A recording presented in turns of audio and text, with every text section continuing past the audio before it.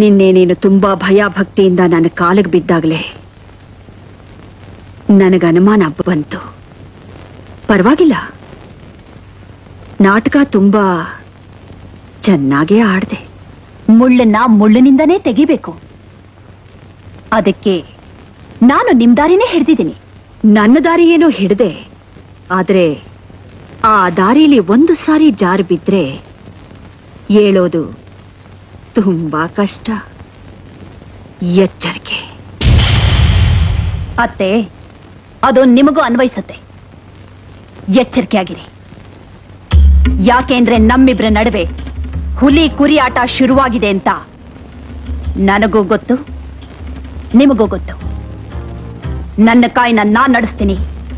ಆಟ ಮುಂದುವರ್ಸೋ ಆಸೆ ನಿಮಗಿದ್ರೆ ನಿಮ್ಮ ಕಾಯಿನ ನೀವು ನಡೆಸಿ. ಓ ಹಾಗಾ?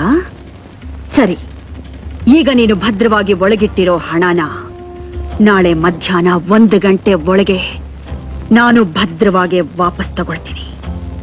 ನೋಡ್ತಾ ಇರು, ಇದು ನಾನು ಜರುಗಿಸೋ ಮೊದಲನೇ ಕಾಯಿ. 21. ಏನ್ರಿ, ಮೊದ್ಲು ಮದ್ವೆ ಮಾಡ್ಕೋತೀನಿ ಅಂತ ಹೇಳಿ ಈಗ ಇದ್ದಕ್ಕಿದ್ದಂಗೆ ಮಾತ್ ಬದಲಾಯಿಸ್ತಾ ಇದ್ದೀರಲ್ಲ? 24.